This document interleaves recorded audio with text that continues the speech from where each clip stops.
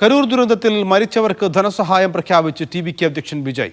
മരിച്ചവരുടെ കുടുംബത്തിന് 20 ലക്ഷവും പരിക്കേറ്റവർക്ക് 2 ലക്ഷം രൂപ വീതവും നൽകുമെന്ന് വിജയ് സമൂഹമാധ്യമത്തിലൂടെ പ്രഖ്യാപിച്ചു. ദുരന്തത്തിന് പിന്നാലെ ചെന്നൈയിലെ വീട്ടിലേക്ക് ഒളിച്ചോടിയ വിജയ്ക്കെതിരെ വ്യാപക വിമർശനമാണ് ഉയർന്നത്. റാലിയിൽ തിക്കിലും തിരക്കിലും പെട്ട് 39 പേരാണ് മരിച്ചത്. പരിക്കേറ്റ 111 പേരിൽ 20 ആളുകളുടെ നില ഗുരുതരമാണ്.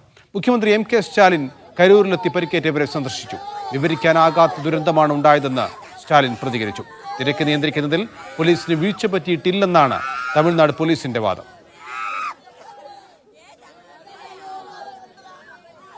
കരൂരിൽ നിന്ന് സാജിദ് അജ്മൽ ചേരുകയാണ്. സാജിദ്, ഒടുവിൽ നേരത്തെ ഒരു എക്സ്പോസിന് ശേഷം ഇപ്പോൾ വിജയ് വീണ്ടും പ്രതികരിച്ചിരിക്കുകയാണ്. മരിച്ചവർക്ക് 20 ലക്ഷം രൂപ ധനസഹായം പ്രഖ്യാപിച്ചിരിക്കുന്നു. വിജയ് എവിടെയാണുള്ളത്? വിജയിൽ നിന്ന് കൂടുതൽ പ്രതികരണങ്ങൾ വരാനുള്ള സാധ്യത കാണുന്നുണ്ടോ? നൗഫൽ, ഈ വലിയ ദുരന്തം നടന്നതിന് പിന്നാലെ വിജയ് ചെന്നൈയിലെ വീട്ടിലേക്കാണ് പോയിരുന്നത്. ഇന്നലെ അർദ്ധരാത്രിയോടുകൂടി അദ്ദേഹം ചെന്നൈയിലെ വീട്ടിലെത്തിയിരുന്നു. ഇതിനെതിരെ വ്യാപക വിമർശനമാണ് ഉയർന്നിരുന്നത്. ഏറ്റവും അവസാനം മുഖ്യമന്ത്രി എം.കെ. സ്റ്റാലിൻ തന്നെ പറഞ്ഞത്, ഇത്തരം വലിയൊരു അപകടം നടന്നാൽ തനിക്ക് വീട്ടിൽ കിടന്നുറങ്ങാൻ മനസ്സ് വരില്ല എന്നുള്ളതാണ്. അത് വിജയെ കൃത്യമായി ലക്ഷ്യം വിട്ടുകൊണ്ടുള്ള ഒരു പ്രസ്താവനയായിരുന്നു. ഇതിന് പിന്നാലെയാണ് ഇപ്പോൾ നഷ്ടപരിഹാരം, അതായത് ധനസഹായം പ്രഖ്യാപിച്ചുകൊണ്ട് വിജയ് എക്സിൽ ഒരു പോസ്റ്റ് ഇട്ടിരിക്കുന്നത്.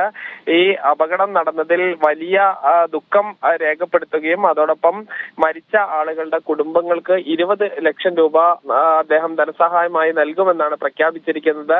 പരിക്കേറ്റ ആളുകൾക്ക് 2 ലക്ഷം രൂപ വീതം ധനസഹായം നൽകുമെന്നും അദ്ദേഹം പ്രഖ്യാപിച്ചിരുന്നു. നേരത്തെ തന്നെ സംസ്ഥാന സർക്കാർ 10 ലക്ഷം രൂപ മരിച്ചവരുടെ കുടുംബങ്ങൾക്കും 1 ലക്ഷം രൂപ പരിക്കേറ്റവർക്കും നൽകുമെന്ന് പ്രഖ്യാപിച്ചിരുന്നു. എന്തായാലും വിജയ്ക്കെതിരെ ഇനി നിയമ നടപടി ഉണ്ടാകുമോ എന്നാണ് അറിയാനുള്ളത്. വിജയുടെ പാർട്ടിയിലെ ജില്ലാ സെക്രട്ടറിക്കെതിരെ നിലവിൽ കേസ് രജിസ്റ്റർ ചെയ്തിട്ടുണ്ട്. വിജയ് ഉൾപ്പെടെയുള്ള ആളുകൾക്കെതിരെ കേസ് എടുക്കുമോ എന്നുള്ളത് വളരെ പ്രധാനപ്പെട്ട കാര്യമാണ്.